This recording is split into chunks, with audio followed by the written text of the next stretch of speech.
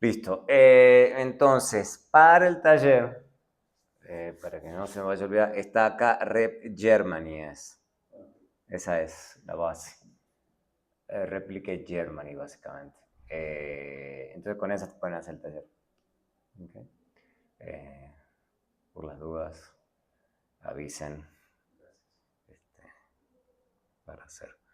Listo. Bueno, voy a volver un poquito nomás, a la clase pasada, simplemente para que repasemos y estemos bien parados y volvamos a buen ritmo. Además ya casi terminamos el semestre. Bueno, a ver si estamos bien. Sí, sí. Listo.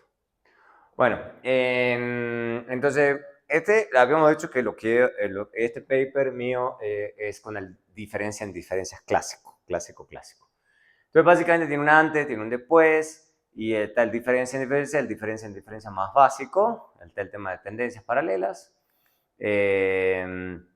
Hago las mismas especificaciones, diferencia en diferencias clásico vendría a ser esto, y es importante darse cuenta que, por ejemplo, lo estoy haciendo en diferentes etapas, etapas porque la reforma tributaria tuvo diferentes etapas. Entonces, esto tiene una caída de 1.5, 2.5, 6.5 sin controles, sin controlar por nada. Una vez que nos pasamos a las regresiones, entonces sin controles, obviamente nos da exactamente lo mismo. Nos tiene que dar lo mismo. O sea, sería medio raro que no nos dé.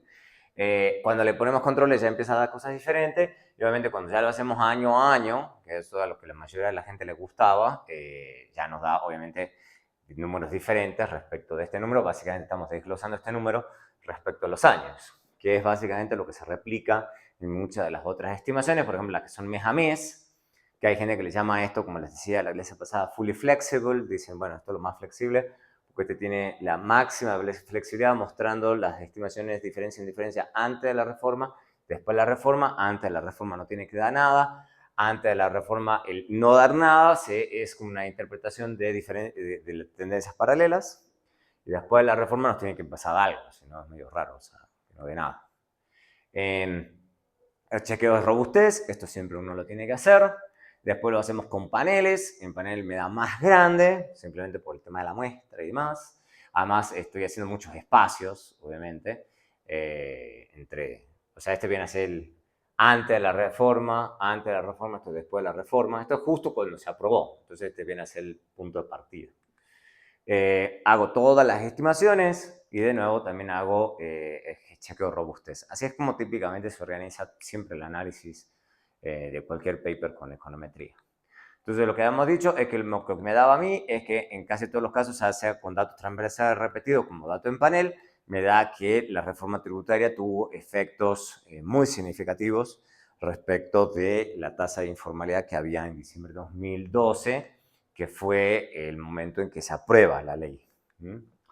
Ahora bien, ¿por qué hice ese pequeño repaso? Porque básicamente el otro paper, que trabajamos con Paula, Paula Herrera, que ahora no está en el departamento, fue una continuación, fue una cosa que a ella se le ocurrió porque dijo, no, mire, ya todo el mundo está haciendo cosas de esa reforma, porque dicho sea de paso, no fui el único que se le ocurrió, digamos, hubo gente en Fede Desarrollo, gente en el BID, o sea, no fui el único que estudió esa reforma. Pero básicamente todo el mundo, trabajando de forma separada, llegamos a las mismas conclusiones. Eso es una señal de que sí hubo un efecto. Pero entonces a Paula se le ocurrió, dijo, no, podemos pensar otras cosas, porque a ella le gusta el tema más geográfico y especialmente en economía hay unas diferencias en los resultados geográficos muy fuertes. Entonces yo siempre le digo a la gente que hay que pensar fuera de Bogotá, piensen fuera de Bogotá, o por lo menos fuera de las grandes, digamos, Bogotá, Medellín, Cartagena, Cali, y el país cambia radicalmente, radicalmente. Entonces ahí nosotros nos pusimos a pensar el tema de las diferencias en los salarios entre ciudades. Esa era la idea. Y es la idea de una consecuencia no intencionada de esta reforma, porque la reforma, lo que yo estoy evaluando en el otro paper, es una consecuencia deliberada de la reforma. ¿Okay? Siempre detrás de las leyes a veces hay consecuencias no intencionadas, positivas o negativas, pero son cosas que no se esperaba que la ley fuese afectada. Entonces, ¿cuál es la idea? Es una continuación más o menos del otro paper. O sea, la idea es que hay un tema de brechas, o diferencias, no sé si brechas. Hoy en día no soy gran convencido de la palabra brechas. La idea es que en países desarrollados, bueno, y en muchos países, no solo los desarrollados, se dice, bueno, hay diferencia en los ingresos laborales por ciudad. Cuanto más grande es la ciudad, más se gana. Eso pasa en casi todos lados. En los países en desarrollo, la idea es que no está muy claro, digamos, de que haya tantas ventajas de una ciudad grande en los países en desarrollo. Porque, bueno, los países en desarrollo no están, no tienen tantas ventajas, no tienen tantas cosas, porque, qué sé yo, una intuición que yo tengo todo el tiempo es que es un tema de división del trabajo. O de compartir ideas, cuanto más gente hay, más posibilidades de compartir ideas y productivo hay. Entonces la idea es tratar de ver en un país en desarrollo como Colombia cómo se maneja el tema de la brecha salarial e informalidad en las ciudades, porque ese es otro factor que en los países desarrollados existe, pero no existe tanto, que es el tema de la informalidad, como la entendemos nosotros en nuestros países. O sea, ellos no piensan casi en la informalidad, ellos piensan en otros problemas, pero la informalidad no es tan complicada. Entonces la idea es que hay un efecto involuntario de esa política nacional, que es el tema de la reforma tributaria, que lo que apuntó es a reducir el empleo informal, al reducir los impuestos a la nómina. Algo que en el otro paper, y otra batería de paper, no solo yo de nuevo, ya más o menos lo tenemos medio probado. ¿Qué es lo que sacamos? Básicamente que en este paper sacamos que la reforma aumentó los salarios de los trabajadores asalariados en ciudades con altos niveles de informalidad. O sea, básicamente lo que explotamos es el hecho de que hay un efecto diferencial de la reforma. O sea, tratamos de explotar el efecto diferencial que la reforma tuvo entre diferentes ciudades. Entonces pensamos y dijimos, no, es que esto tiene que haber tenido más efectos en las ciudades con alta informalidad. Esa es más o menos la intuición. Entonces, la idea es que la proporción de trabajadores que ganan al menos un salario mínimo para ciudades con alto nivel de la informalidad aumentó sustancialmente. O sea, básicamente en las ciudades donde la informalidad era alta es donde se dice esto fue binding, esta reducción. O sea, básicamente el punto es, en ciudades como Bogotá, esto medio que no hizo las grandes diferencias, pero quizá en ciudades como Buenaventura sí, digamos, esta reducción de los impuestos a la nómina sí tuvo grandes efectos. Entonces es estudiarlo de forma econométrica.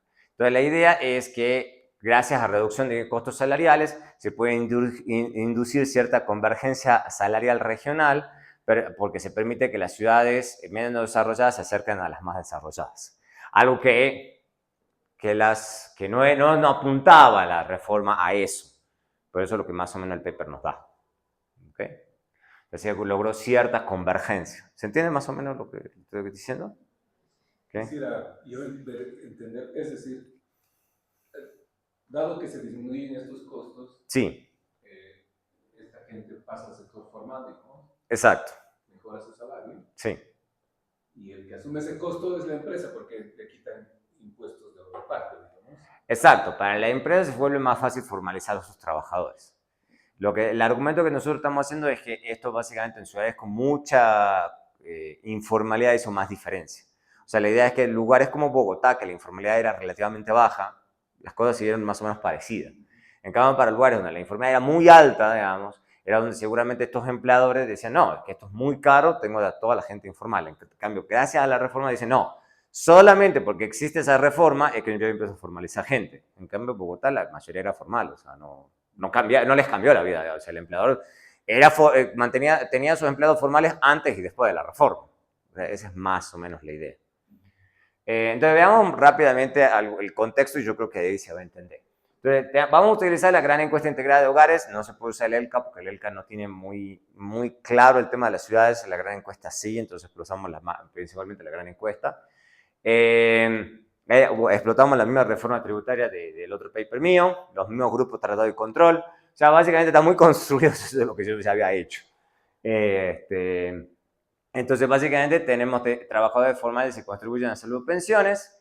La idea es que en este paper sí vamos a explotar un poquito más lo del salario mínimo. ¿Okay? Eso sí lo vamos a explotar, ya les voy a mostrar un histograma de por qué es importante explotarlo. Porque básicamente he establecido a nivel nacional, algo que es raro, eso hay que mencionarlo especialmente para la gente que no conoce el contexto colombiano, tener un salario mínimo para todo el país es raro. En Colombia eso parece normal, pero eso es raro. En muchos otros países hay diferentes salarios mínimos de acuerdo a la región, de acuerdo al sector económico, de acuerdo al sector, al tamaño de la empresa. O sea, hay muchos salarios mínimos. Tener uno para todo el país eso es raro, bien raro.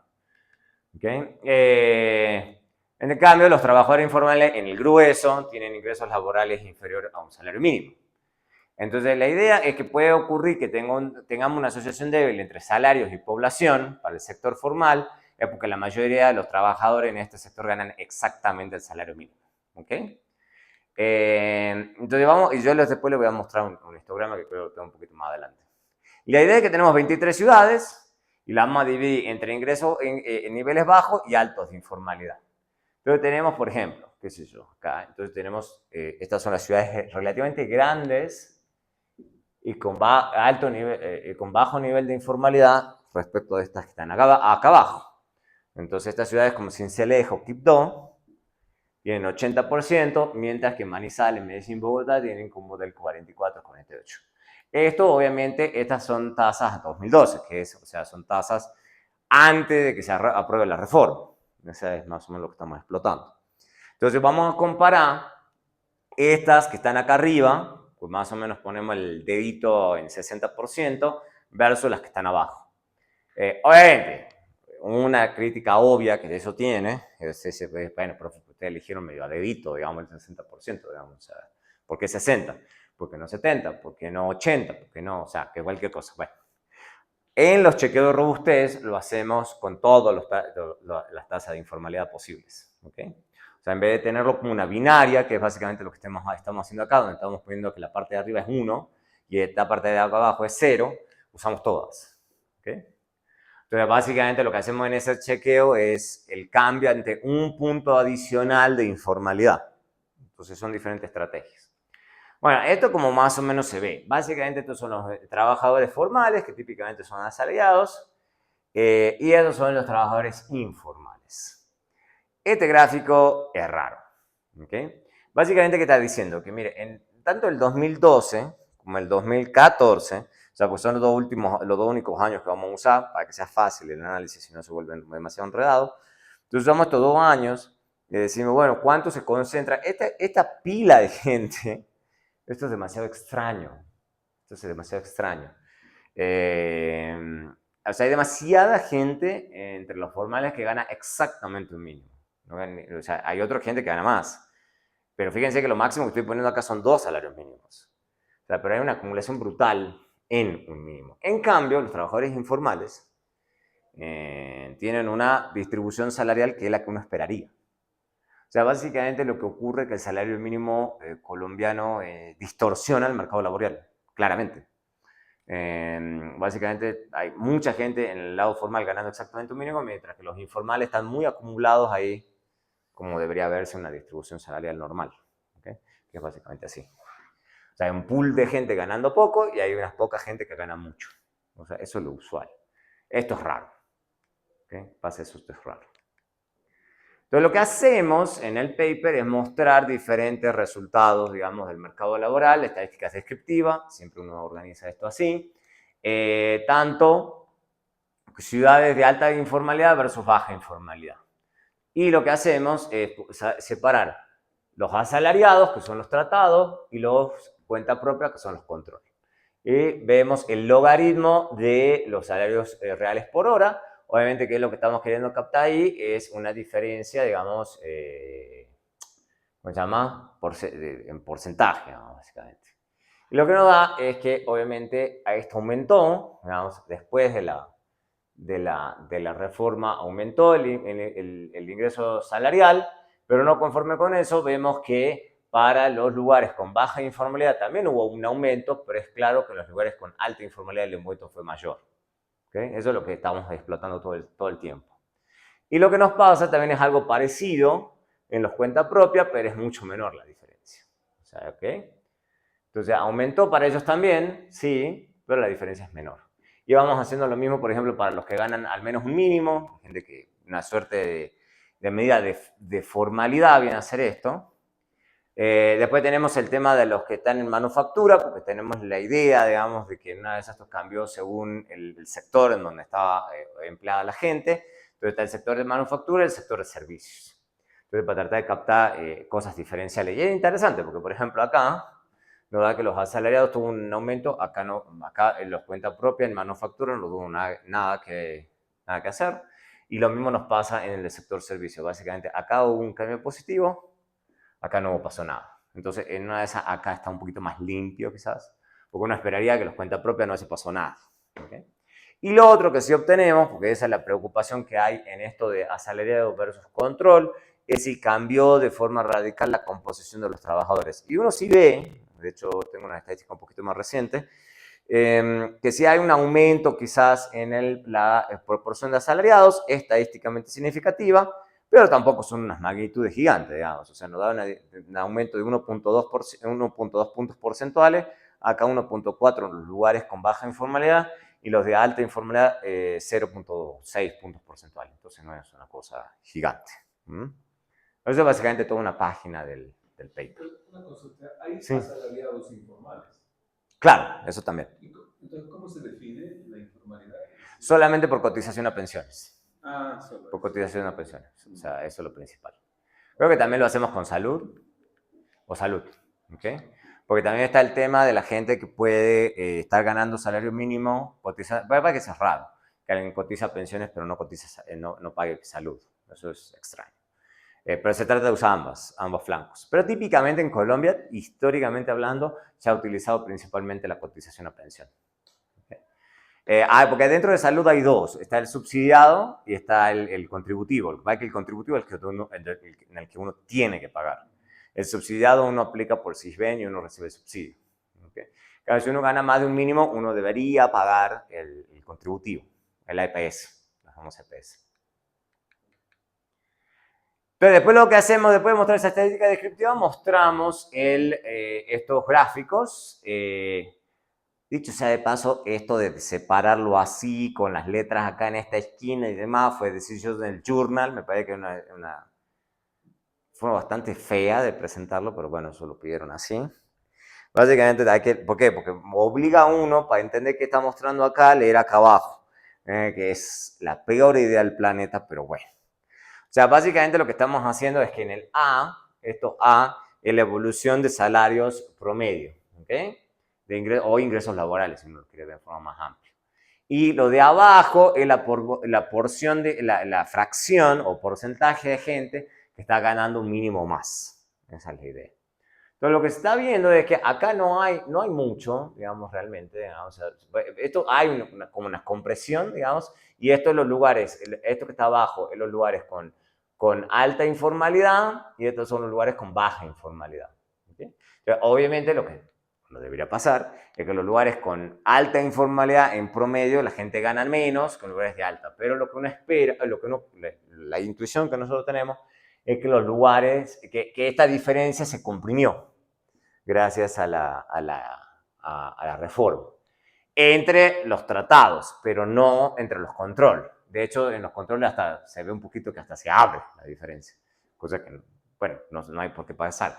En cambio, esto es consecuencia de un tema de formalidad. Entonces, básicamente pasa lo que yo saqué en el otro paper, que básicamente hay más gente ganando, ya sea que esté en el lugar con alta informalidad o baja informalidad, mucha más gente pasó a ganar exactamente un mínimo más. Pero, si se dan cuenta, acá sí se nota más, la diferencia se comprimió mucho. ¿Okay? Subió en los dos lados, pero la diferencia se comprimió más en los lugares, básicamente la formalización fue mucho superior en los lugares de alta informalidad que los de baja. En cambio, en los lugares de control, los lugares de control no, o sea, estos son los de alta informalidad, los de baja informalidad, son trabajadores control en ambos tipos de ciudades, básicamente antes y después de la reforma, la brecha no cambia. ¿Qué es lo que uno esperaría? ¿Okay? Lo que uno esperaría. Entonces, lo que hacemos, dado todo esto que acabamos de hablar, es lo que se denomina, por eso lo estoy hablando en este punto, es lo que se denomina triple diferencia. Triple diferencia. Entonces, ya no es diferencia en diferencia, sino diferencian. ¿Ok? Básicamente lo que hacemos es comparar los asalariados versus los cuenta propia, después versus antes y lugar de alta informalidad versus baja informalidad. Es una triple diferencia. Para tratar de captar el efecto entonces de esta compresión, digamos, entre ciudades. Eso es lo que estamos tratando de captar con las betas. Y estas doble asteriscos, fue una anotación que yo me inventé, básicamente significa que estas están puestas de forma con la triple diferencia, pero también están puestas en combinatoria. Entonces también está salarial, post high y high salaried, y cada una de estas por separado. ¿Okay? Yo después lo pongo en el paper. Entonces lo que hacemos es, entonces las dependientes son los salarios por hora, ¿okay? en unas regresiones, y la binaria igual a 1 si el trabajador gana un salario mínimo por hora o más, o sea, una medida de formalidad. Y más, obviamente, controles, siempre hay que meter controles. Entonces son las tres binarias. Entonces, ese es el clásico, por eso le digo que este es un ejemplo de una estructura clásica de tres binarias que se combinan para hacer una triple diferencia. Eso se llama diferencia en diferencia en diferencia. Entonces indica que incluimos cada variable individualmente e interactúa en pares y en conjunto. Y un vector de controles que son los usuales, no, es lo que yo también uso en el otro paper. Año de educación, edad, mes, género, estado civil, ciudad y relación con el jefe de la familia. O sea, lo usual. No estamos haciendo nada del otro mundo. Entonces la idea es que los cambios en los salarios de los trabajadores asalariados en las ciudades con alta informalidad en relación con las de baja pueden representar o no los efectos directos, o bueno, no sé si directos, o indirectos, o no intencionados, al menos de la reforma, porque la reforma no estaba apuntando a eso.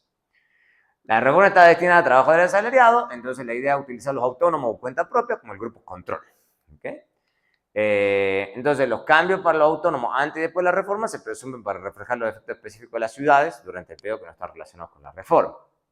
Entonces, la triple diferencia muestra el resultado de los trabajadores asalariados en ciudades con alta informalidad en relación con lo experimentado por trabajadores asalariados en ciudades con baja informalidad, ¿okay? Descontando otros cambios inducidos por cosas que no tengan que ver con la reforma.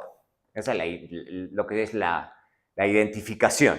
Esa es la historia detrás de la identificación del efecto que estamos queriendo captar.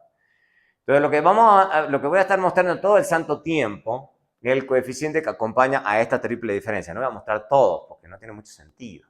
Entonces, siempre le digo a la gente que va a mostrar resultado econométrico, no hace falta mostrar todo. Muestre lo que a usted le parece que es interesante, que es importante, que quiere que el lector vea. El resto, mándenlo un anexo. De hecho, hay que aprovechar que hoy en día mucha gente manda mucho anexo online. O sea, mandan directamente a una página. Entonces aprovechen eso. O sea, no anden mostrando todas las regresiones. Entonces, obviamente, el enfoque asume que la reforma tenía efectos más grandes en las ciudades con alta informalidad. ¿Okay? Entonces, lo que hacemos es esto. ¿Veamos? Bueno, está bien. Justo lo que acabo de decir. Pero creo que la gente del journal pidió esto también. O sea, creo que fue el peer review que quería ver el resto. Yo no sé para qué quiere el peer review ver el resto, pero bueno. Yo había mostrado solamente la última, en vez de que esto es lo importante. Porque ¿para qué ve el resto? El resto no importa tanto. Bueno, pero la gente es complicada. Entonces siempre hay que mostrar las cosas así. Entonces de este lado izquierdo está el log del salario mínimo por hora y acá al lado izquierdo tenemos sobre un salario mínimo por hora. Entonces veamos, por ejemplo, la columna 1. Acá estoy poniendo a todos los trabajadores, todo en la misma bolsa. Y lo que termina pasando, que es interesante, es que me da estadísticamente no significativo. Estadísticamente no significativo. Entonces ahí sí, con Paula estábamos medio, uy, ¿qué pasó? Bueno, lo que puede pasar es lo que yo, mi argumento al menos, yo le digo, no, lo que puede pasar es que sencillamente, de nuevo, lo que yo les decía en la clase pasada, y los datos después me dieron la razón, es que esto tiene que ser más binding para gente que está cerca al mínimo. ¿Por qué? Porque esa es la gente para la cual el empleador, digamos, sí puede decidir justo pasarlo a la formalización. O sea, pero en cambio, si le estoy pagando muy debajo del mínimo, muy arriba del mínimo, lo más probable es que muy por abajo del mínimo no lo voy a formalizar y muy por arriba es lo más probable que ya está formalizado. Lo importante es la gente que está medio alrededor. Entonces, lo que yo le dije a Paula, nos concentremos en esta gente, por ejemplo, que gana 0,9 mínimos o 1,1 mínimos. Nos concentremos en esa gente. Resulta que ahí sí da. ¿Okay? Y de hecho lo podemos abrir un poquitito más, ¿okay? 0,8, 1,2, y sigue dando y todavía es un poquito más grande que el efecto. Entonces, ¿qué es lo que nos está diciendo esto? Nos está diciendo que hay un efecto positivo en los salarios de los lugares con alta informalidad versus baja en términos del efecto diferencial de la reforma. Eso es lo que está diciendo eso. O sea, que el efecto de la reforma fue más alto en los lugares de alta informalidad respecto a los de baja. Eso es una especie de efecto diferencial. Y que ese efecto fue positivo. Esa gente empezó a ganar significativamente más ingresos salariales respecto de los otros lugares. Y acá sí nos da, porque obviamente el gráfico ya lo venía delatando, que cuando lo hacemos para la gente que está ganando, la proporción de gente, porque esto es una binaria, una dependiente binaria, sí nos da que si uno hace para todos los trabajadores, nos da un aumento promedio para todos los trabajadores de 1,9 puntos porcentuales. En cambio, cuando nos concentramos en la gente que está alrededor de un mínimo, nos da 5,2 puntos porcentuales. De vuelta, la gente que está alrededor del mínimo, esto sí es binding. ¿Okay? Y baja un poquitito cuando ya uno abre un poco más esa ventana, nos da 4,4. Pero es claramente que alrededor del mínimo es que esta cosa hizo mucha diferencia. Mucha diferencia. De hecho, lo otro que hacemos, y esto es un tema de ser transparente, esto no es regresión discontinua, es otra cosa, es una ventana alrededor del mínimo. Pero esto es muy transparente, porque alguien tranquilamente nos podía decir, nos adelantamos nosotros un poco, siempre que pensar, ustedes siempre que tienen que pensar cuando están haciendo un paper es, ¿por qué lado me van a pegar? O sea, ustedes tienen que irse previendo de eso. O sea, no solamente quedarse con lo que a uno más les gustó, sino por qué lado me van a pegar más. Entonces, una de las cosas que a uno le pueden pegar en este escenario es, bueno, usted está pudiendo elegir una de esas la ventana a dedo. Una de esas está poniendo la ventana que a usted le conviene. Muéstreme todas las ventanas posibles a ver qué tanto cambia la cosa. Y es bien interesante porque uno puede hacer eso, no es muy difícil. Básicamente, cada una de estas cosas es la estimación puntual de la triple diferencia, pero hecha para todas las ventanas posibles. Entonces, lo que estamos haciendo acá es la ventana alrededor de un salario mínimo y la vamos abriendo poco a poco esa ventana. Entonces, por ejemplo, esto es una ventana de 0,1, entonces esto de acá es donde estoy con 0,911, porque la ventana alrededor de ese 1. Y la vamos abriendo. Pero me da, básicamente, cuando está muy cerquita, me da alto. Después acá se vuelve no significativo, lo vamos abriendo cuando ya tenemos esta ventana.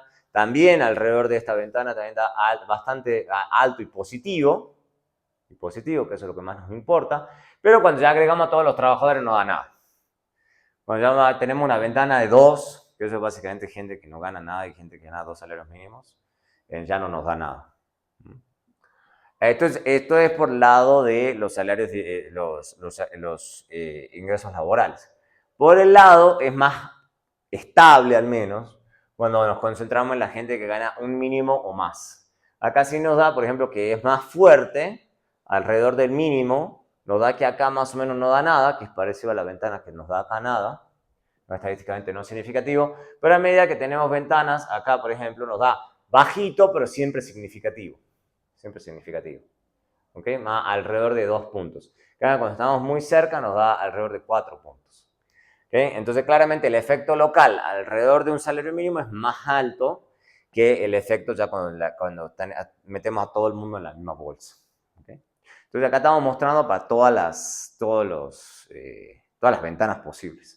Dos consultas. Sí. El salario es de 0,9, ¿no? Es ex ante, me imagino. Es decir, antes de que exista el salario.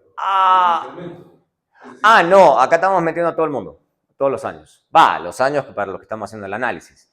Estos son 2000, si mal no recuerdo, 2012, 2014. Ya. Y en 2012 había un salario mínimo, en 2014 había otro. Eso sí es cierto. Sí, eso también es peculiar de Colombia, que aumenta el salario mínimo una vez al año para todos los trabajadores. Y siempre se aumenta al menos la inflación. Y eso es por ley. Y luego, ¿cuánto es el porcentaje entonces del aporte, más en promedio, a pensiones?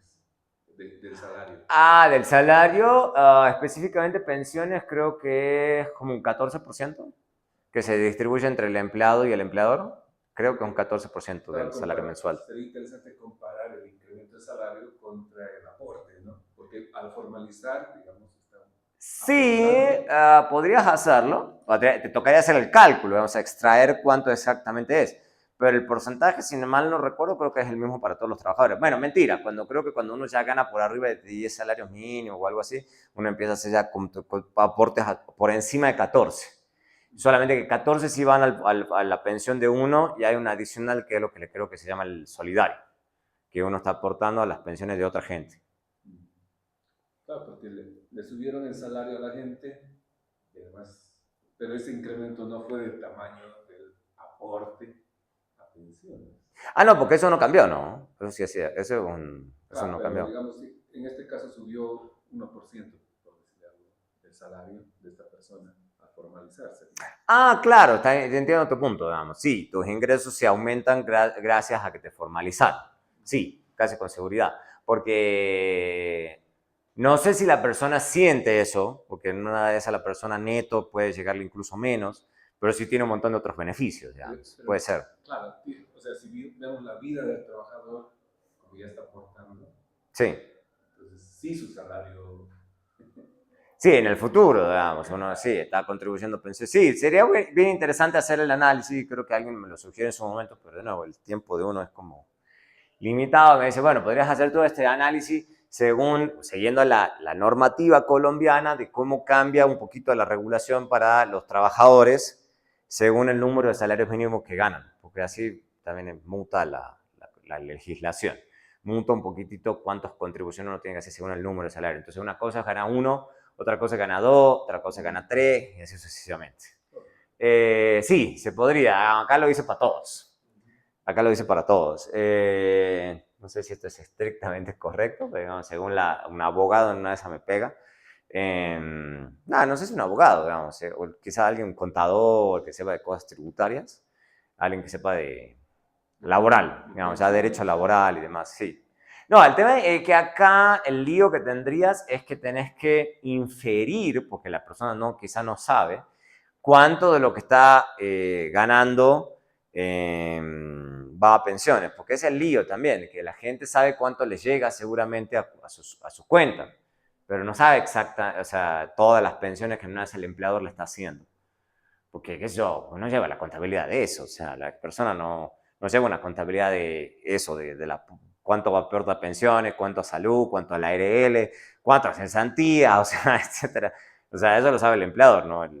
Pero para el empleador no es trivial.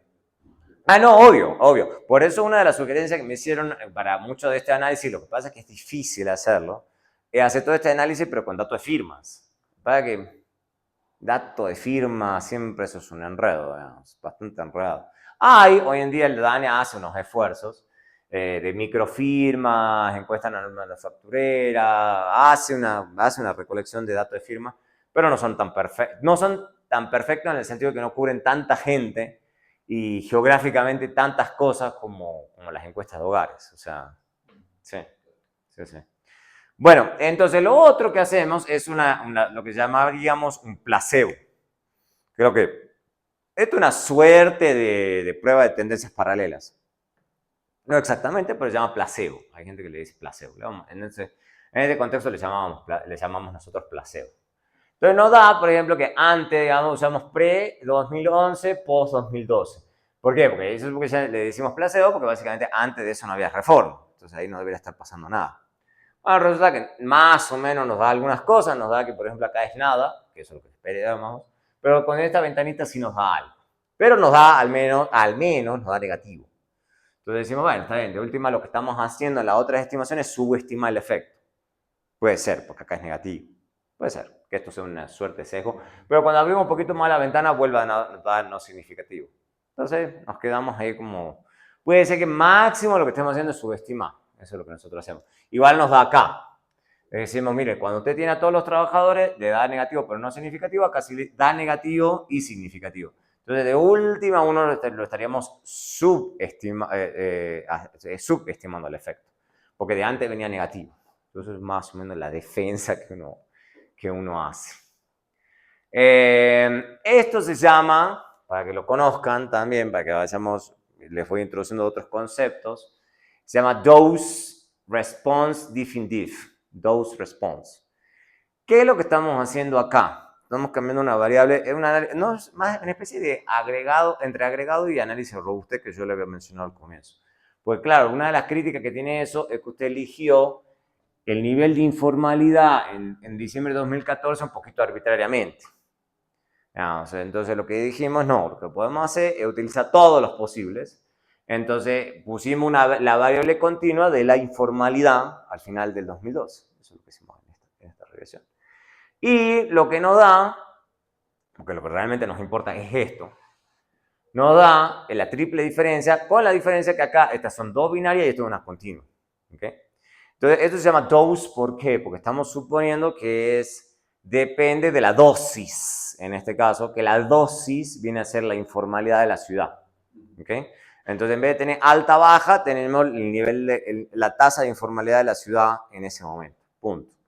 Entonces, lo que nos da es negativo, pero no significativo. Pues esto para todos los trabajadores. De vuelta decimos no. Lo hagamos con ventanas. Y cuando es ventanas, sí nos da positivo y significativo, positivo y significativo. Lo que pasa es que acá nos da 0,003. Pero hay que acordarse que esto es el efecto de cada punto porcentual adicional de informalidad. Entonces, por lo menos lo que nos importa es el signo. El signo va en la dirección que estamos hablando. Que a medida que la informalidad es mayor, el efecto de la reforma fue mayor sobre los ingresos laborales, que era lo que esperábamos. Y también nos pasa lo mismo con el caso de la gente que gana un salario mínimo más. Entonces nos da positivo y significativo y nos da mayor a medida que, ¿cómo se llama? Que nos centramos alrededor de la ventana. Entonces nos da, esto es una especie de ejercicio de robustez, que efectivamente a medida que la informalidad era superior en las ciudades, el efecto de la reforma fue superior, ¿okay? En esas ciudades con más informalidad. Esto es, por ejemplo, por nivel educativo. Esta fue una de las sugerencias. De decir, bueno, ¿qué pasa? El efecto diferencial según el nivel educativo. O sea, ¿en qué tipo de trabajadores esta reforma hizo más efecto en las ciudades con más informalidad versus menos informalidad? Y acá sí nos volvemos a las triples diferencias, como para que no sea tan complicado. Nos da básicamente que en los trabajadores, por ejemplo, acá principalmente, con primaria y secundaria es los que más se vieron beneficiados con esta reforma. ¿Okay? Básicamente que estos fueron trabajadores que justo estaban ahí en la informalidad, en la informalidad no, acá es que estaban ganando y gracias a la reforma empezaron a ganar más. Y ni hablar en términos de formalidad, nos da, acá es más ruidoso, honestamente, y acá nos da aquí y aquí nada más, el resto nos da no significativo. El resto nos da no significativo. ¿Por qué? Es buena pregunta, no estoy exactamente seguro, pero hay mucho más beneficio en términos salariales que en términos de que la gente haya ganado un salario mínimo más. Después hay otra que es por sector, digamos. Entonces también uno puede hacer, por ejemplo, la estimación. La parte de arriba es una especificación, la parte de abajo es otra especificación. Corriendo esto para manufacturas. ¿Okay? En manufactura básicamente nos está diciendo que hubo alguna cosita, pero no fue tan grande. Básicamente el resto es no significativo. Puede ser la hipótesis ahí es que en una de esas ya el sector manufacturero ya está bastante formalizado, que tiene más o menos sentido que el sector manufacturero, que es básicamente una firma, una fábrica, digamos, la gente está... Entonces, que caiga un inspector ahí es medio fácil, digamos, porque el lugar es físico. En cambio, para este otro grupo sí hizo efecto y tuvo efectos positivos en el sector de servicios. ¿Okay? Entonces, tenemos efectos diferenciales según el sector, según el nivel educativo. Pero básicamente el resultado principal es que la reforma tuvo efectos más grandes en las ciudades con una alta proporción de trabajadores informales. Los salarios aumentaron por los trabajadores que ganan cerca del salario mínimo. En ciudades con altos niveles de informalidad, los salarios alrededor del mínimo aumentaron entre 0,7 y 1,1. La proporción de que ganan trabajadores alrededor de un mínimo aumentó más. Indica que la proporción aumentó en 1,5 puntos porcentuales. ¿Okay? Y pueden ser explicados por una quizá asignación de habilidades, salario, hay un tema ahí de efecto educativo y hay un tema de sector económico también. ¿Okay? Bien, Dicho eso, a ver cómo estamos, perfecto, listo. La pregunta que a uno le surge, obviamente yo siempre le muestro dos cosas y le digo, bueno, ¿cómo se hace eso en Stata? También pueden usar otro software, pero yo les voy a mostrar cómo se hace en Stata, que es bastante amigable. Antes de Stata 17, estas regresiones, y de hecho hoy en día yo también lo sigo haciendo porque me parece bastante amigable, utilizaba reg, o xtreg. Entonces, esto para datos transversales repetidos y este para panel. O sea, básicamente correr mínimos cuadrados ordinarios o correr efecto fijo, o sea, la otra especificación de panel. Después de Stata 17, entonces, por ejemplo, veamos, o sea, lo más simple que uno puede hacer es algo como esto.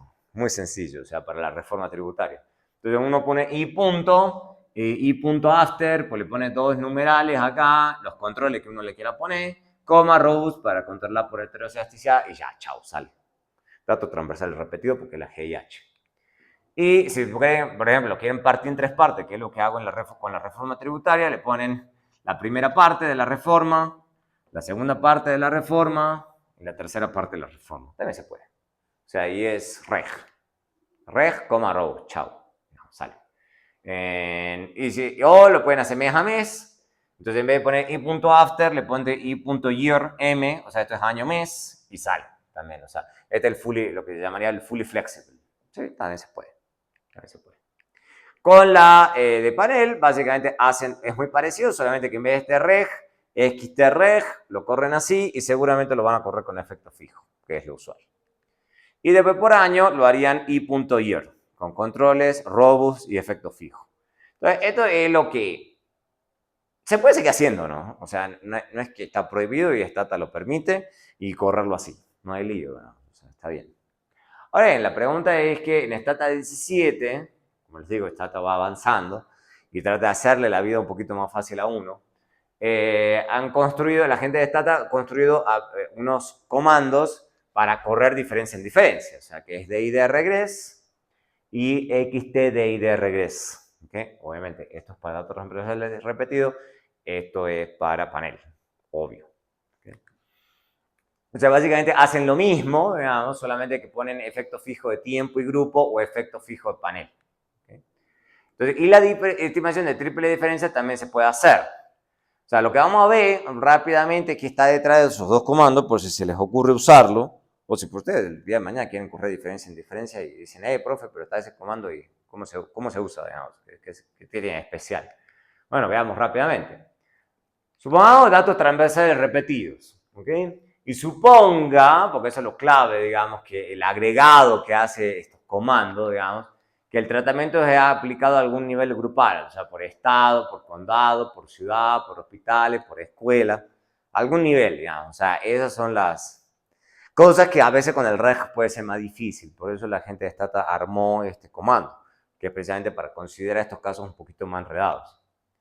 O sea, básicamente la idea es que en ese grupo, ¿okay? Los tratados en algún momento son tratados en algún momento del tiempo. ¿Okay?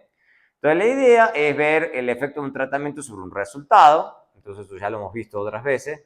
Con la diferencia de que ahora le ponemos individuo, tiempo y hay algún grupo al nivel al que se aplica el tratamiento.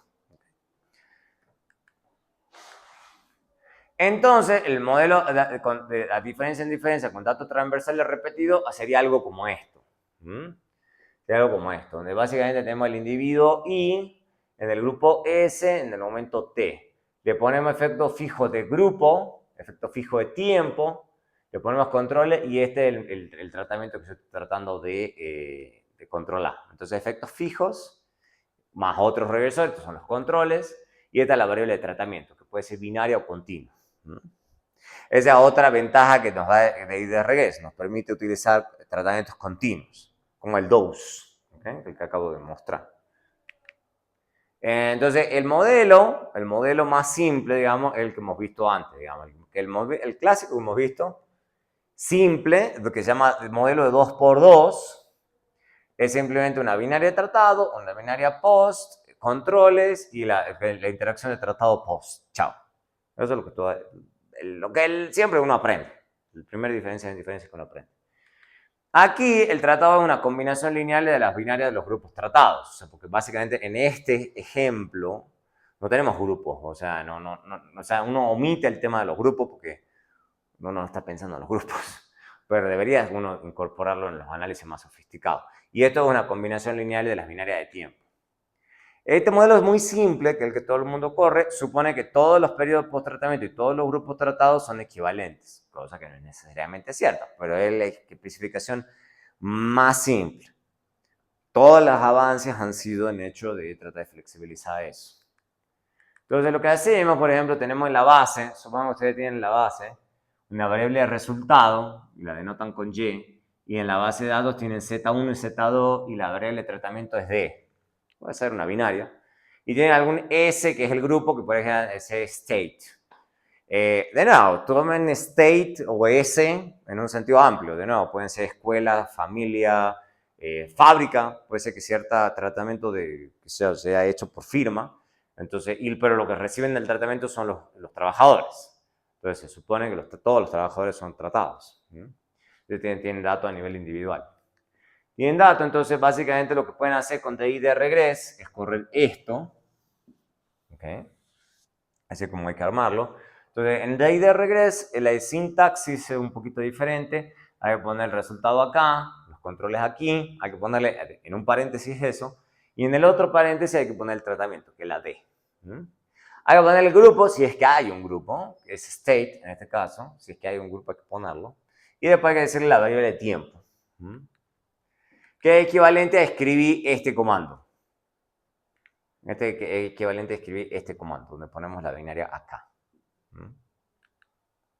Por defecto, DI de regrés utiliza errores cluster a nivel de la variable. ¿Okay? Que eso lo hemos visto, por eso lo vi recién en este punto, al final del semestre.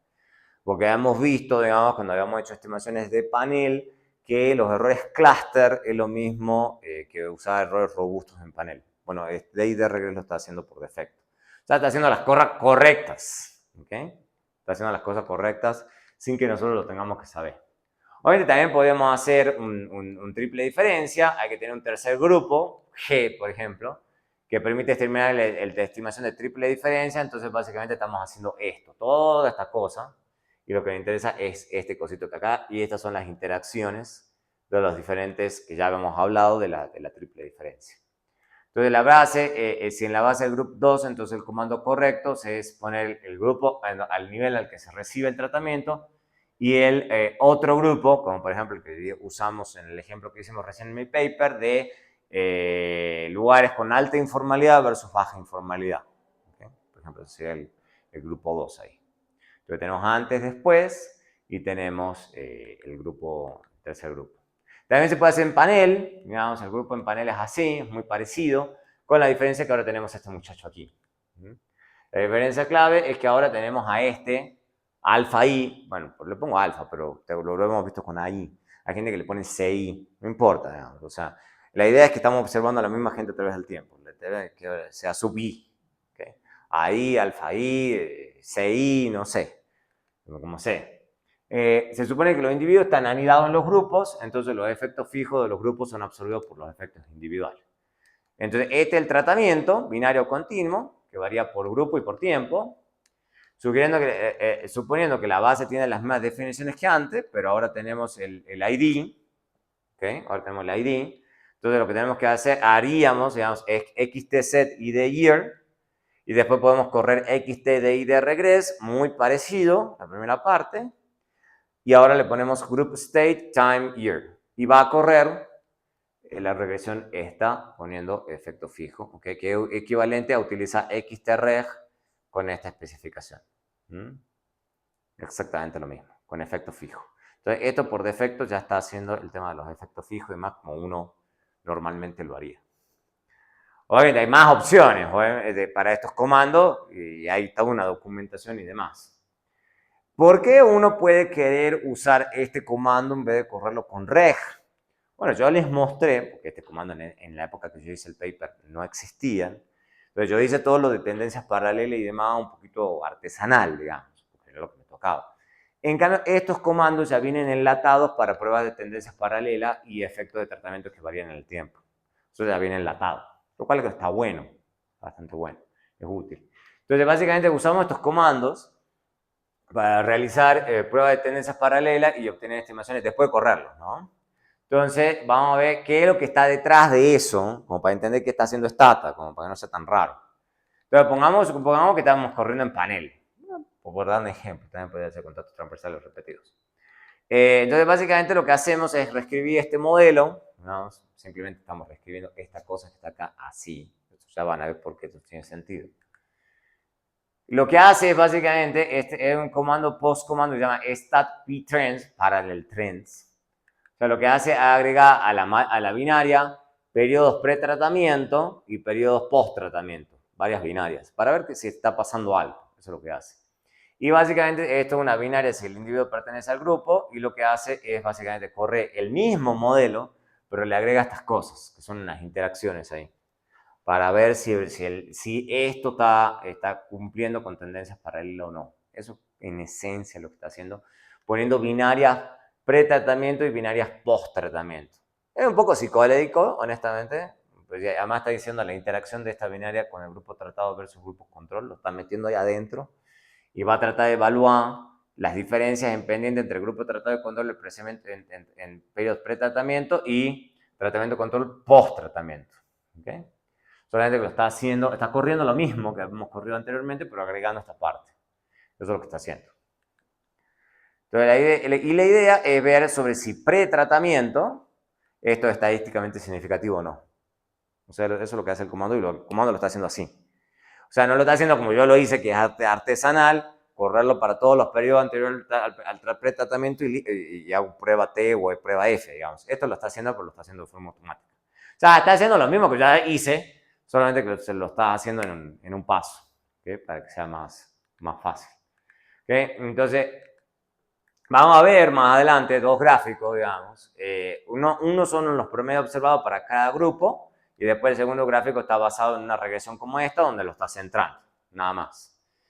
Para que partan en cero, ya se va a ver cómo se ve el gráfico. Básicamente centrado que la variable continua de tiempo en su menor valor, eso es para que se vea más bonito, este gráfico se ve más bonito. O sea, básicamente tener un punto de referencia común en el primer periodo para las diversiones de tendencias paralelas son más fáciles de detectar. Entonces, básicamente el otro son valores ajustados, ya lo vamos a ver, o sea, esto suena medio raro, pero ya lo vamos a ver que se ve, y cuando ustedes lo vean a los gráficos, dicen, ya entiendo qué es lo que está queriendo hacer. No es tan difícil, no es tan difícil. Entonces, para que vamos por partes. Después hay otro que es medio raro para mí, que es una especie de causalidad Lagrange, por eso les decía que yo lo doy al último. Acá en este punto no se han olvidado Granger. La idea es también hacer una prueba de tendencias paralelas, solamente que con otra lógica. La idea es que supone que el tratamiento pasa en algún momento J. Entonces la idea utiliza la regresión donde J es el periodo en el que ocurre el tratamiento. ¿Okay? Básicamente corre la misma regresión esa que yo les digo, pero solamente que está agregando esa parte. Y lo que hace es ver sobre si hay alguna detección, digamos, de estadísticamente significativa para esta cosa. Eso es lo que está haciendo. La prueba de tendencia consiste en una prueba F de esta cosita que está acá. A ver si pasó algo. En la prueba de la Granger me parece un poco raro decirle Granger, porque ese concepto de Granger no se usa mucho para esto, pero yo creo que la intuición es, bueno, ver sobre si hay algo que prediga que hay un efecto en Y. Creo que esa es más o menos la idea. Básicamente el Granger plot va a usar ese modelo, lo estima y hace un gráfico. ¿Okay? Donde básicamente lo que hace, es medio raro, es un modelo, hace el mismo modelo grandote, solamente que le pone el periodo en el que tiene lugar el tratamiento, ¿dónde está esta cosa acá? No lo veo aquí. Porque la ve que está aquí. Entonces o sea, lo que hace es meter ese es casi, parece que está con una dotación muy diferente a la mía. Pero básicamente está haciendo una especie de fully flexible, digamos, periodos pre-tratamiento, durante el tratamiento, post-tratamiento. Eso es más o menos lo que está haciendo. Solamente que lo está escribiendo con una notación un poco exótica, honestamente. Entonces, puedo adelantarme, digamos, al tratamiento o rezagos al tratamiento. Esa es la idea. Entonces, básicamente es como, esto, lo que en esencia esa cosa está haciendo, lo que pasa es que no, está escrito medio raro. Eso es de Stata, ¿no? No es que yo decidí tomarlo así. A ver si lo tengo acá. Básicamente lo que está haciendo esa cosa, está diciendo, el tratamiento está por acá, y yo sé que tengo varios datos. Bueno, no así, no creo que sea la mejor idea. Vamos a poner tratamiento, acá, tratado, y acá está el control. Entonces lo que está haciendo ese comando, básicamente, es correr con tanto rezago, tanto adelanto, tanto rezago, tanto adelanto. Entonces va corriendo cosas acá y va viendo sobre si el diferencia en diferencia con esos diferentes datos me da algo, especialmente en el pre, pero va abriendo como una ventanita alrededor del periodo de tratamiento y va corriendo eso, ¿no? Y uno le puede configurar cuántos lags leads uno quiere, ¿ok? Cuántos lags leads uno quiere. No es tan... Vaya que está escrito de forma rara, es bastante antipática la notación, eso sí se lo cedo.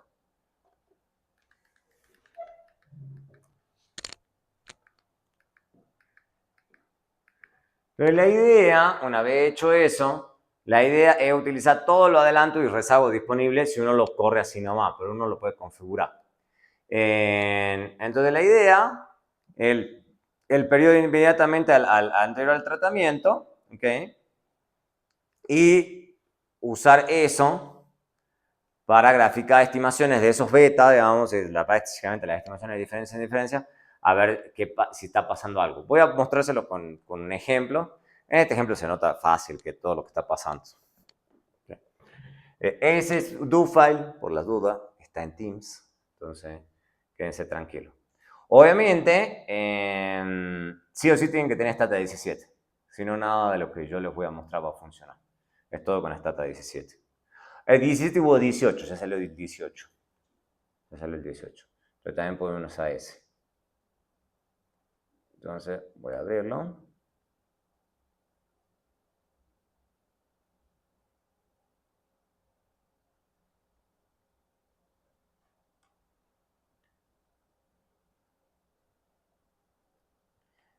Listo, vamos a usar, antes de ponerme a correr cosas, vamos a, el ejemplo es también de Stata. Voy a abrir un poquito acá para que sea más fácil la lectura.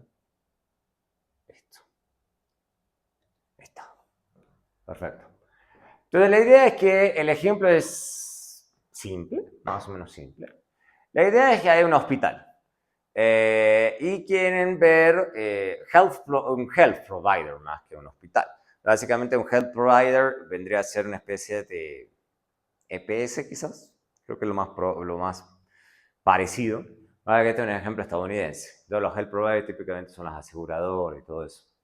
La idea es que hay una EPS, pónganle, que está estudiando el efecto de un nuevo sistema de admisión de los pacientes. ¿Okay? Porque, a ver, cualquier persona que ha ido a cualquier hospital, ya sea acá o en Estados Unidos, siempre sabe que uno pasa por ciertos pasos, digamos, para ser admitido. Entonces, una cosa es que uno llegue con un poco de tos y otra cosa que a uno le falta un brazo, digamos. Entonces, hay diferentes procesos. Pero la idea es que hay un nuevo proceso de admisión y quieren ver sobre si los pacientes están satisfechos o no con ese nuevo sistema. Entonces, hay datos mensuales de los pacientes desde enero a julio.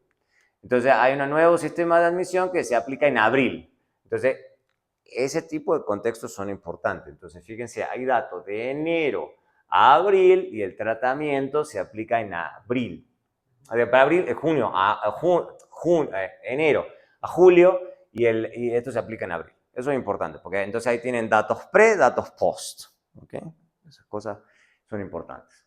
Entonces, de los hospitales, de los 46 hospitales en el estudio, 17 aplican el nuevo procedimiento. Entonces, van a tener 18 hospitales tratados. Y van a tener el resto de los hospitales son control. Entonces, esas son las cosas que hay que ir pensando.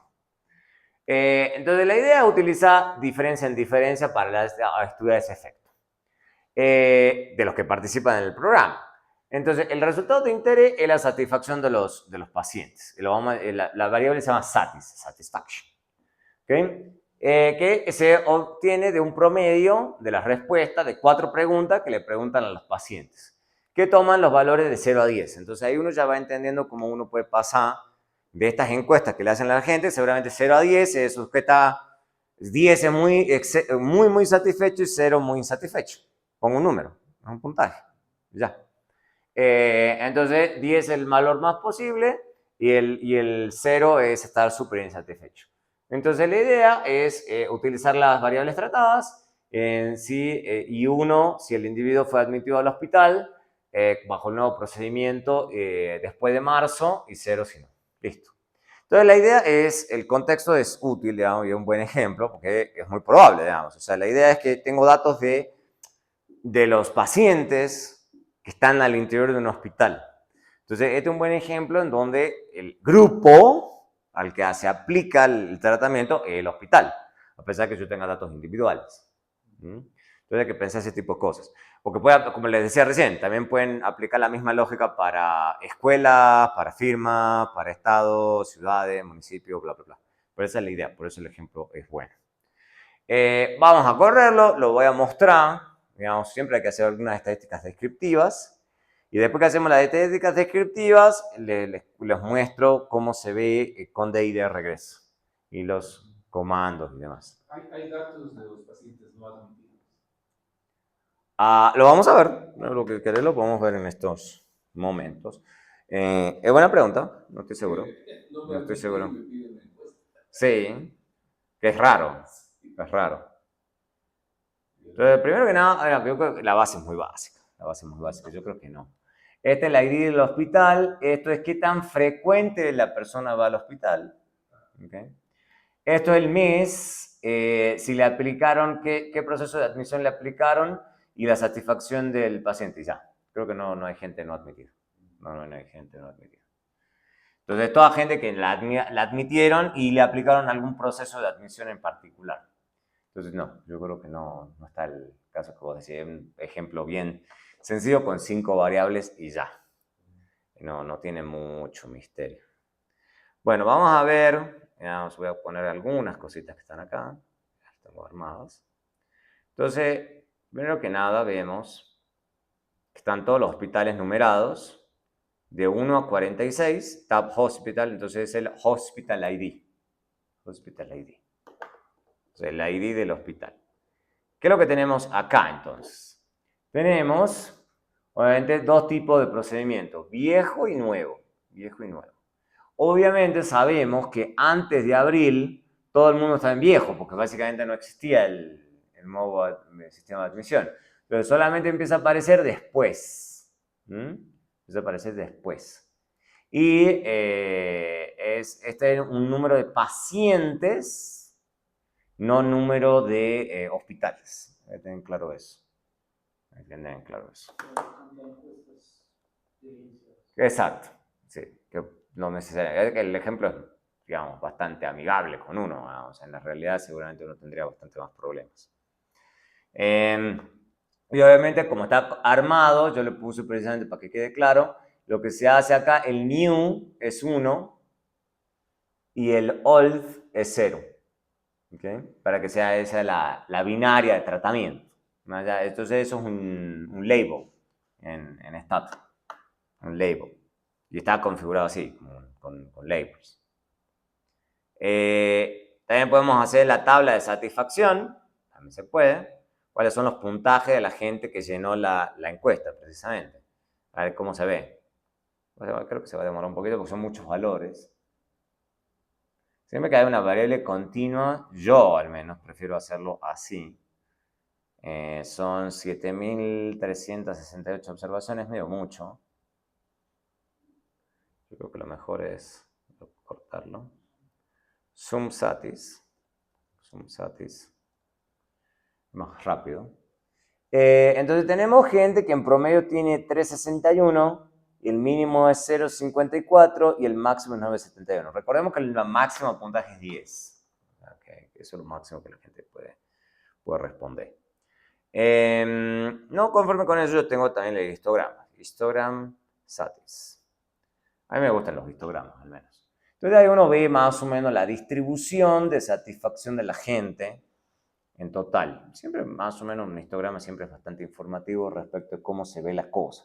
Entonces en el grueso de la gente lo que se ve es que la mayoría de la gente tiene una satisfacción entre 2 y 6 y hay muy poca gente que tiene un montón de satisfacción. Básicamente la gente está semi satisfecha quizás.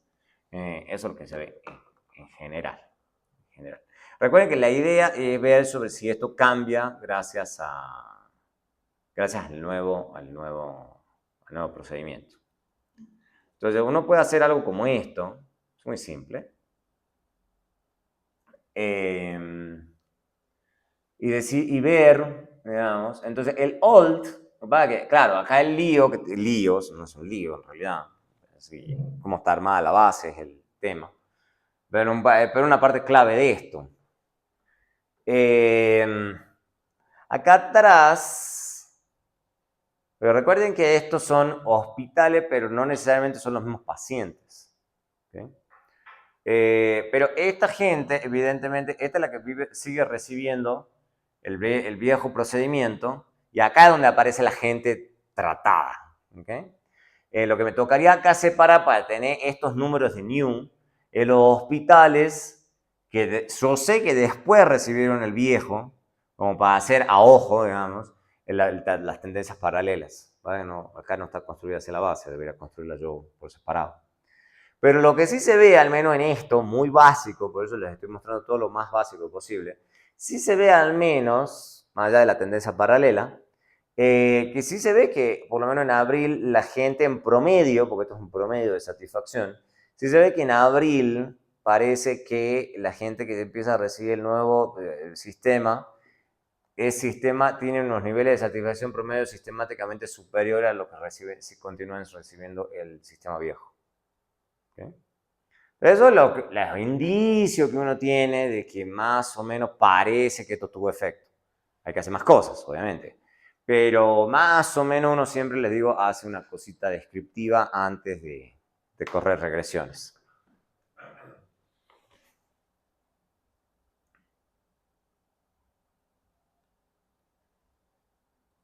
Entonces corremos DID regress.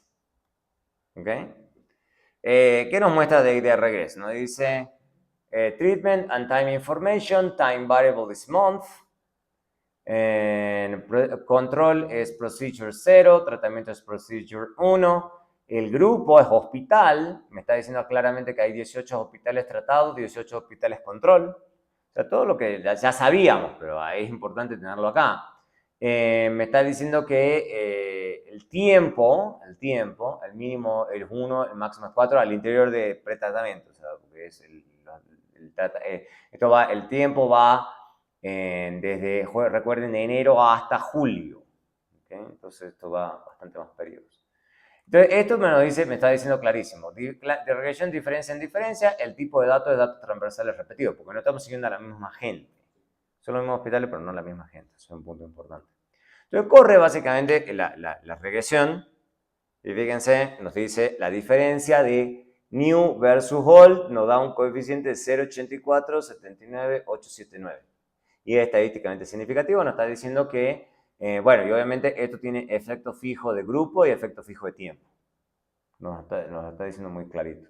Entonces, habiendo hecho todos esos controles, nos está diciendo que hay una diferencia clara entre la gente que recibe el new versus el old de 0,84 puntos estadísticamente significativo. Entonces, es alguna evidencia de que hubo un aumento, digamos, en la satisfacción gracias al nuevo procedimiento, más o menos. Ustedes miran, bueno, pero por eso le puse continuación. También se puede hacer lo mismo con el reg. También se puede hacer lo mismo con el reg. Está haciéndole exactamente la misma estimación y nos da esto. Acá. New versus old. Y nos da la misma estimación que tenemos ahí arriba. Exactamente la misma. ¿Okay? Con el mismo error estándar y todo. Solamente que lo estamos corriendo con otro comando. Es lo mismo. Sigue siendo la estimación de diferencia en diferencia.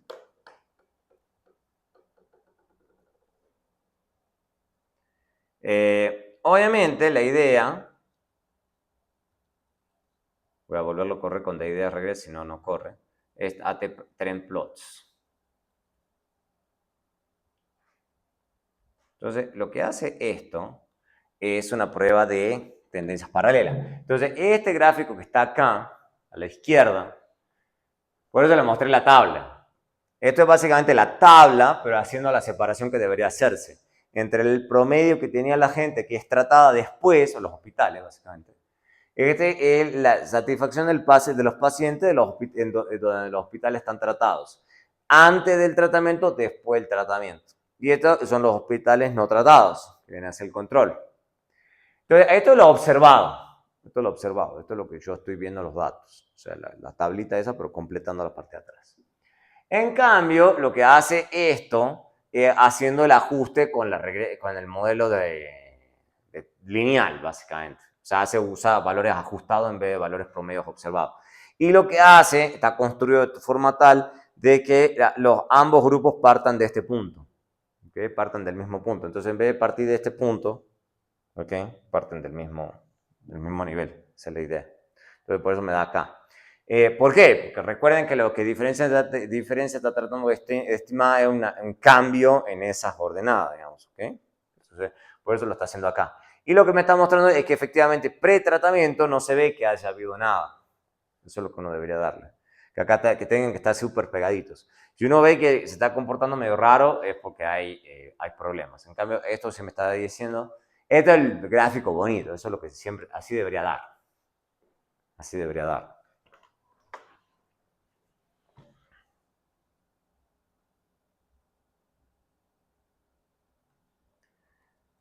Obviamente podemos hacer también StatP-Trends. Básicamente, esta es la prueba ya estadística, no gráfica. O sea, la hipótesis nula es que las tendencias son paralelas y no puedo rechazar la hipótesis nula de que las tendencias sean paralelas. Entonces, una prueba F, digamos, de si las tendencias son paralelas o no, basado en ese gráfico que yo les acabo de mostrar. El gráfico especialmente de la derecha. Pero está bueno porque, o sea, nos facilita la vida, básicamente. Nos facilita la vida. También podemos hacer esta a la Granger, otra prueba. No estoy seguro si se pueden contradecir. Pero básicamente la idea es que no hay anticipación al tratamiento y también no podemos rechazar la hipótesis nula de que no haya anticipación al tratamiento. Bueno, buenísimo. Genial.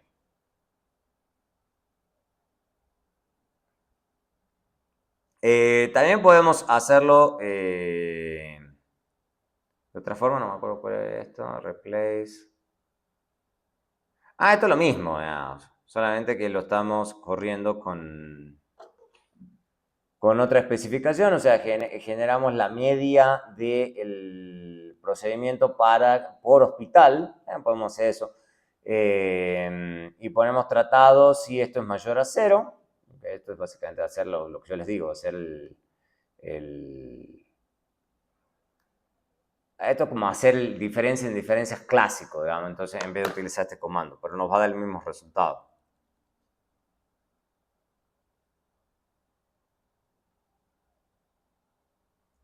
¿Ok? Es lo mismo. Es el diferencia en diferencia también, escrito con otro proceso, o sea, agregando, por ejemplo, la binaria de post, que hay gente que puede decir, bueno, no, usted se lo olvidó. Pero también podemos poner un procedure y va a correr igual, esto es la misma cosa, no tiene grande. Y no hay efecto grupo, pero lo estamos armando como si fuera efecto grupo, pero ya. Entonces no es tan difícil. Sigue el 0,84. Sí, y listo. Lo que el ministro de Salud vería es la primera tabla. Ya, y listo, ya no se pondría a complicarse demasiado. Ahora bien, ¿por qué estaba el número de frecuencia? Eso tenía que ver, porque claro, alguien puede decir, no, bueno, pero podría ser que tenga que ver con el tema de la gente que va muy seguido al hospital. No se puede hacer una crítica. Entonces puede ser que haya más gente que llene más seguido el el cuestionario simplemente porque va más seguido al hospital.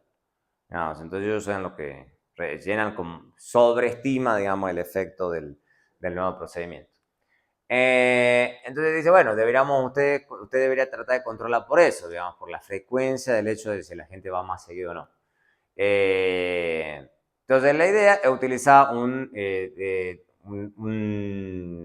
una triple diferencia, en donde hacen algo parecido a lo que hago yo en el paper.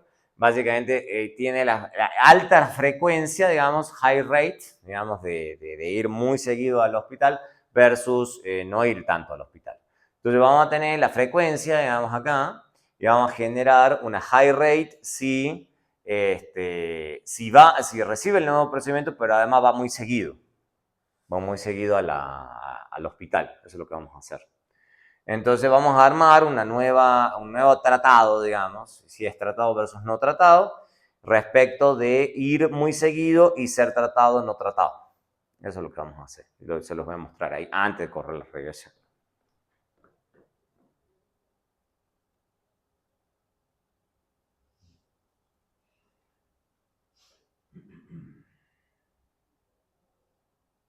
Entonces, ¿qué es lo que hacemos? Tenemos la frecuencia, tenemos gente que va poco, medio, mucho, muy mucho. O sea, esto es 1, 2, 3, 4. Entonces, lo que hacemos es decir, no, hay gente que es high treated, que recibió demasiado tratamiento, básicamente. Sí, recibe el tratamiento, pero además va mucho al hospital. Gente que esté muy enferma, o le gusta ir a los médicos, ver a los médicos, no sé. Entonces la idea es que vamos a tener cierto degradé, digamos, del tratamiento. Entonces vamos a tener tratado versus no tratado. Entonces vamos a tener gente que es muy tratada, básicamente.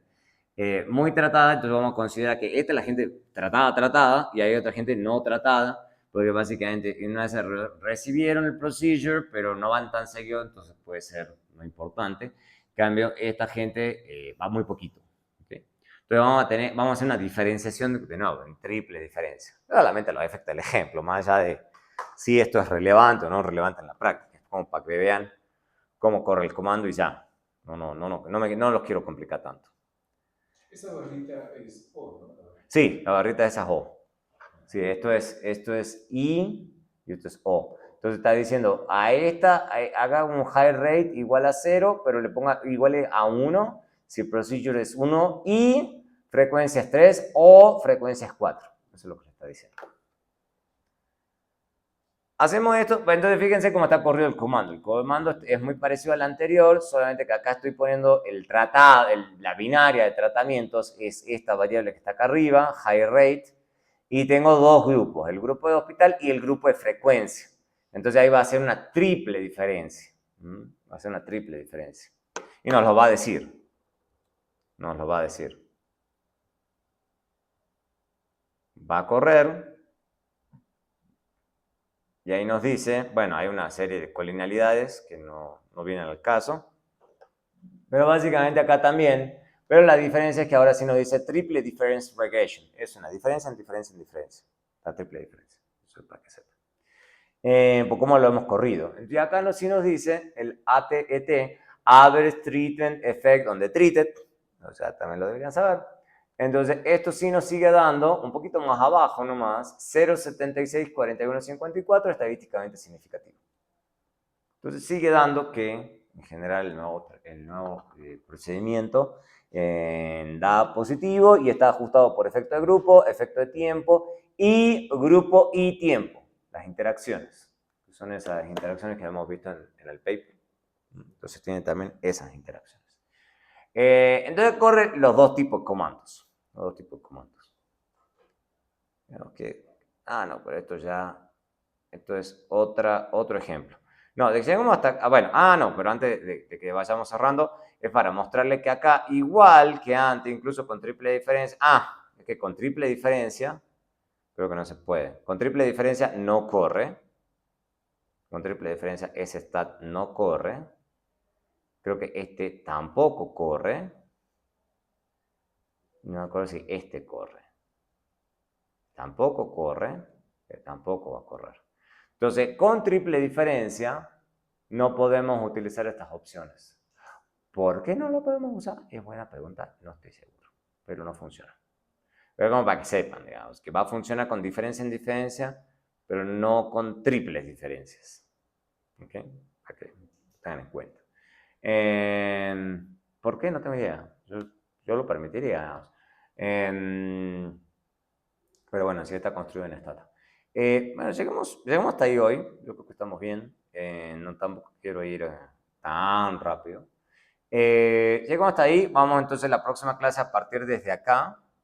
Vamos a cerrar, vamos a terminar, bueno, porque esto último que está acá es la frontera. Entonces es frontera. Entonces, seguramente terminemos con el do file la próxima clase y empecemos con frontera. Y la otra clase, que seguramente ya sea la última o penúltima, ya estamos muy cerca, digamos, de terminar. Pero cuando ya terminó con frontera, ya, con eso cerramos, digamos, porque frontera es largo. Y de hecho, esa frontera que estoy escribiendo ahí es probablemente ya es viejito, porque, bueno, han ido surgiendo, siguen surgiendo cosas, diferencias ahora. Si me da el tiempo, que no les prometo nada, voy a tratar de buscar algún ejemplito de uso de esas nuevas técnicas, porque ese paper que está acá es un paper pura teoría, esto es de pura teoría, de 2022. Para que ya entre 2022, 2023 y 2024 han salido cosas.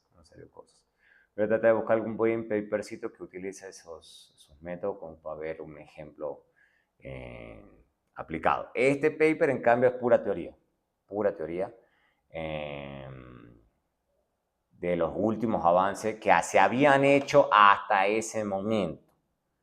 Ya ha habido más avances todavía, para que lo tengan en cuenta. Listo. Llegamos hasta ahí ahora. Llegamos hasta ahí. Vamos más que bien.